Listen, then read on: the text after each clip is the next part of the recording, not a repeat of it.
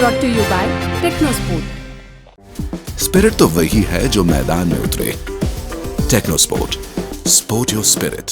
जनवरी 2023, दिल्ली का जंतर मंतर, देश के कई जाने माने पहलवान विरोध प्रदर्शन कर रहे थे। प्रदर्शन में अनेकों महिला और पुरुष पहलवान शामिल थे।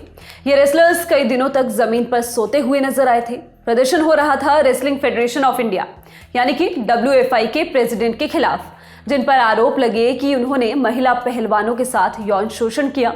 प्रदर्शन कर रहे पहलवानों को लीड करने वालों में स्टार रेसलर विनेश फोगाट भी शामिल थी। पहले जनवरी और फिर अप्रैल के महीने में पहलवान धरने पर बैठे। इस दौरान महीने भर से ज्यादा दिनों तक पहलवानों का प्रोटेस्ट चला। प्रोटेस्ट के दौरान एक तस्वीर खूब वायरल हुई, हाथ में तिरंगा लिए फूट फूट कर रोती हुई एक रेसलर की, जिसे कई पुलिसकर्मी जमीन पर घसीट रहे थे। वो रेसलर कोई और नहीं, विनेश फोगाट ही थी। इस तस्वीर ने कई देशवासियों को झकझोर कर रख दिया था, तो कई ने इसका उपहास उड़ाया।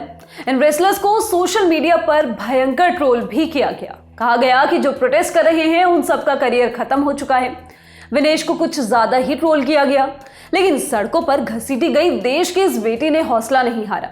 वो अपने सपने को लेकर अड़ी रही और इंतजार करती रही अपने मौके का।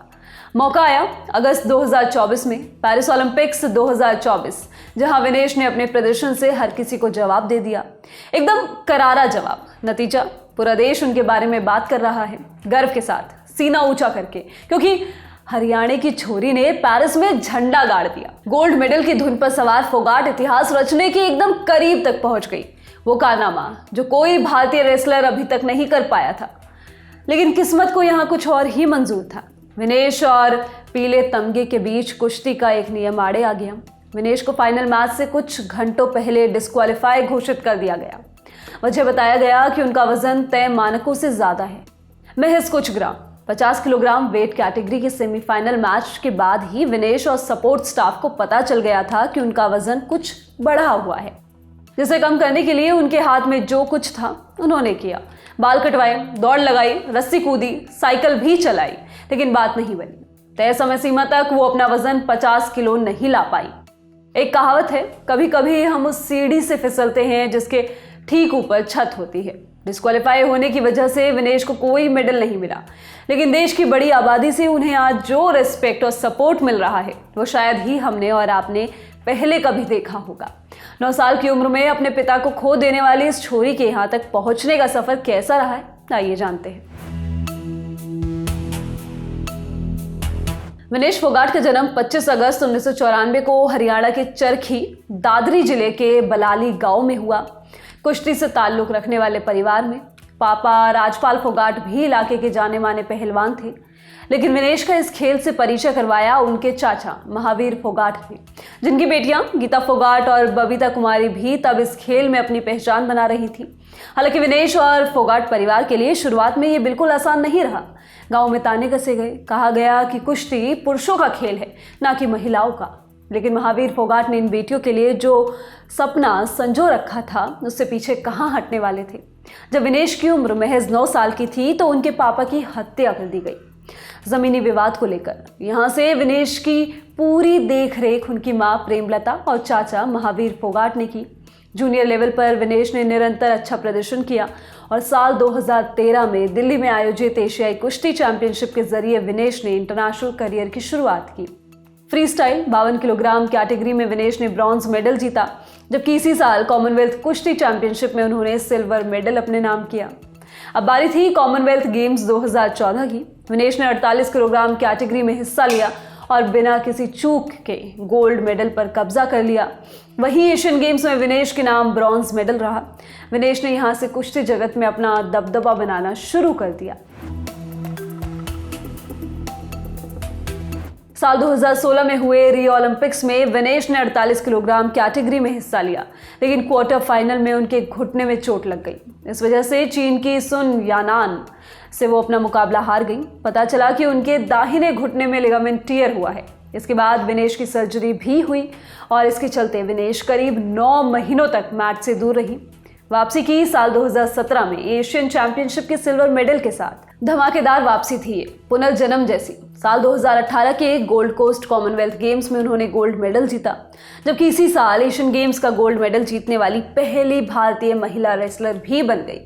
साल 2019 तक आते आते विनेश ने फिर अपनी वेट कैटेगरी में बदलाव किया।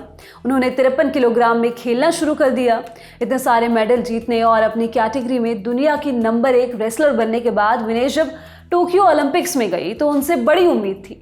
मेडल एकदम पक्का माना जा रहा था। उन्होंने स्वीडन की सोफिया मैथसन को हराकर जीत के साथ शुरुआत भी की, लेकिन अगले राउंड में बेलारूस की वेनेसा से हार गई।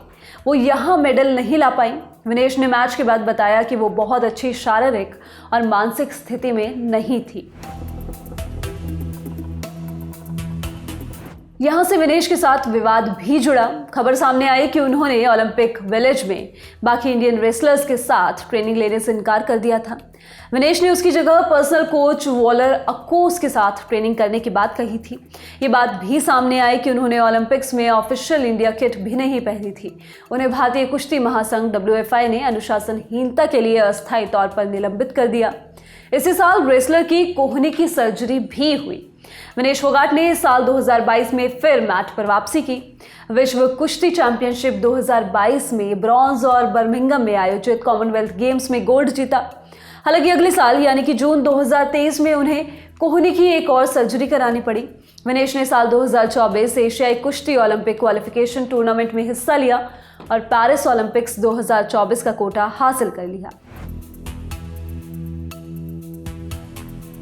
पेरिस ओलंपिक्स में विनेश ने 50 किलोग्राम कैटेगरी में हिस्सा लिया। पहले ही मुकाबले में उनके सामने 4 बार की वर्ल्ड चैंपियन और दुनिया की नंबर 1 रेसलर यूई सुसाकी की चुनौती थी। जापान की ये दिग्गज रेसलर डिफेंडिंग ओलंपिक्स चैंपियन भी थी, लेकिन सबसे खास बात ये थी कि इसे आज से पहले कोई भी विदेशी खिलाड़ी नहीं हरा पाई थी। इंटरनेशनल लेवल पर इस रेसलर का रिकॉर्ड 82-0 का था, लेकिन ये तमाम रिकॉर्ड्स विनेश के सामने धरे के धरे रह गए। विनेश ने यह मुकाबला 3-2 से अपने नाम कर क्वार्टर फाइनल में जगह पक्की की, जबकि 45 मिनट बाद ही उन्होंने यूक्रेन की ओक्साना लेवाच को 7-5 से मात देकर सेमीफाइनल में एंट्री कर ली। अब बारी थी सेमीफाइनल मैच जीत मेडल पक्का करने की। उनके सामने थी क्यूबा की यूस्नेलिस लोपेज, लेकिन भारत की स्टार रेसलर कहां रुकने वाली थी। उन्होंने सेमीफाइनल मैच में एक तरफा जीत हासिल की। क्यूबा की रेसलर को बिना कोई पॉइंट दिए विनेश ने इस मुकाबले को 5-0 से जीत लिया। इस जीत के साथ वो ओलंपिक्स में कुश्ती के फाइनल में पहुंचने वाली पहली भारतीय महिला एथलीट भी बन गई और भारत के लिए पक्का कर दिया एक और मेडल। फिर पूरे देश को इंतजार था 7 अगस्त की रात का। हर कोई पीले तमगा की आस लगाए बैठा था, लेकिन इसी दिन के तकरीबन सुबह 11:45 बजे जो खबर सामने आई उसे सुन हर कोई सन रह गया। विनेश डिस्क्वालीफाई हो चुकी थी, महज 100 ग्राम के आसपास ज्यादा वजन होने की वजह से। कई पहलवानों को जमीन पर पटकने वाली विनेश के लिए उनकी ही बॉडी का 100 ग्राम वजन भारी पड़ गया। विनेश को गोल्ड मेडल नहीं मिल पाया, लेकिन देश के अनेकों बच्चों को विनेश बनने की प्रेरणा जरूर मिल गई। जो विनेश 1 साल पहले सड़क पर थी, आज वो सितारा बन चुकी हैं। इस वीडियो में बस इतना ही। इस वीडियो के लिए स्क्रिप्टिंग की है रविराज ने। मैं हूं गरिमा। स्पोर्ट्स से जुड़ी खबरों के लिए आप लोग देखते रहिए ललन टॉप स्पोर्ट्स। शुक्रिया।